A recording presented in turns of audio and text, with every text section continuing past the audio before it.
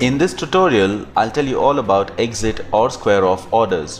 When your orders get executed, they become positions and can be seen here. From here, you can just hover your mouse over any of the open position and choose exit or add. This opens up the order form with all information pre-filled. All you have to do is hit enter. You can even modify the order while this is open. Alternatively, you can just go to the market watch, place a counter order to exit the position. Both ways work. Now different segments have different settlement cycles. Like for example, futures and options, they have T+1, and equities they have T+2. So let's look at futures first. For futures, whether it's NRML or MIS, and whether you're long or short, you can place a target and a stop loss like I have done just now without utilizing any additional funds from your margins. You pay up the margin as per the margin calculator. You just go to our website, go to menu, check out our options here, utilities, go to the margin calculator here, check out what your margin is for futures. I have a Nifty future open now. So as long as I have this much money in my account, because this was an NRML order, I can place a target and stop loss without utilizing any additional funds. The same holds good for MIS also in futures. Now your profits can be withdrawn only the next trading day, because settlements by the exchange for futures happens T+1. Now, irrespective of whether you do intraday or NRML, the profits can be withdrawn the next day and your losses have to be paid on the trade day.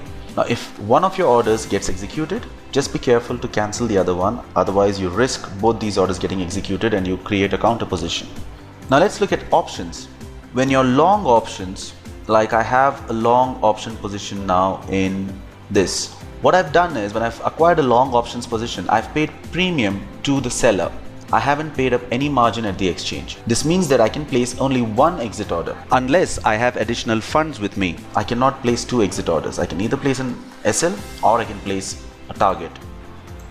The reason being, if I'm allowed to place a target and a stop loss on a long options position for which I've paid only premium and I do not have any additional funds in my account, I risk that the short position also gets executed, and I'm not allowed to hold a short position without actually having the funds, which is why the system does not allow you to place a target and a stop loss if you have a long options position. When you have a short options position, you're paying up the same margin as you would pay.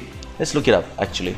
Here you see, for my short position on the option, I've paid up 42,000 as the margin. Because I have put up so much money at the exchange, they will allow me to place a target and a stop loss order. And if both of them hit, there is still no risk because both are buy and that's only premium. Settlements on the exchange for options like futures happen on T+1, which means that if you've made a profit, you can withdraw it only the next trading day. This profit which I've just booked now can be withdrawn only tomorrow, and my losses have to be paid today if I've made any losses. Now let's look at equities. When I acquire MIS equity positions, I can place a target and a stop loss without utilizing any additional funds in my system. You can see here I've placed my stop loss. I can actually place a target also for this and there will be no additional funds utilized. When I trade equity MIS, the settlements on the exchange will happen on T+1. Whatever my profits are, I'll get them only the next trading day, and whatever my losses are, I have to pay them on the same trading day. When you acquire a position in CNC, on the day of the trade, it will show in your positions. From here you can add to it, you can exit. But after the day of the trade, it will be showing only in my holdings. And holdings is where I'll have to exit it. I've bought 20 shares of Infi as CNC just today, and you wouldn't see them in my CNC holdings if I even have that stock. Let me just filter. Let me check if I have Infi here. I don't have Infi. I have so many stocks, I just don't have Infi. Now I bought 15 shares of Karnataka Bank yesterday. So when you buy CNC, on the first day it shows you in your positions. On the second day, it starts showing you in your T1 holdings. From your T1 holdings, you can exit your positions. There's no problem with that. The only thing is, it's considered as a BTST trade, which is buy today, sell tomorrow. With buy today, sell tomorrow trades, there's a small risk that the settlement does not happen because all these settlements happen on T+2 day. So you bought Karnataka Bank yesterday, which was Monday. My settlement for this is Wednesday. So if I've sold it on Tuesday, I have to deliver it on Thursday. So it would have come to my demat on Wednesday and it goes out on Thursday. But by chance, the guy who I bought it from does not deliver it to me, then I risk going into auction. That's the only risk of BTST. We have a blog on this, read up, and then you can do your BTST trades. T1, when you see T1, you know it's a BTST stock. And T-day is the trade day, T+1 is your T1 holdings, and on the next day, it starts showing up in your regular holdings. Assume you've bought stocks on Monday, by the evening of Wednesday, they are yours.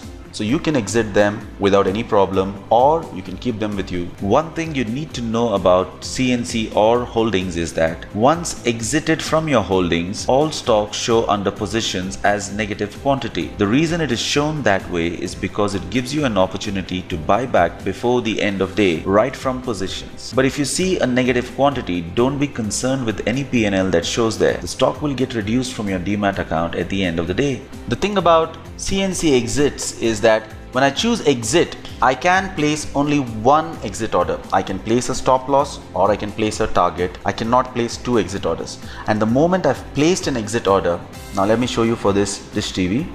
I'm going to place an exit order. Now the moment the order was placed, it becomes 0 here, although the order is not yet executed. Whenever you place a CNC sell order, it reduces it from your holdings. You will not see it there. Whether your order gets executed or not, you will not see it in your holdings. Now if I cancel it, it will come back here. Now if a stock trades on both exchanges, you can choose to exit it on either of the two exchanges, either NSE or BSE. You just have to track both those scripts on your market watch, see where you're getting a better price and exit it over there. Because if you exit it from here, by default, it exits on NSE. One last thing I'd like to tell you is about your order book.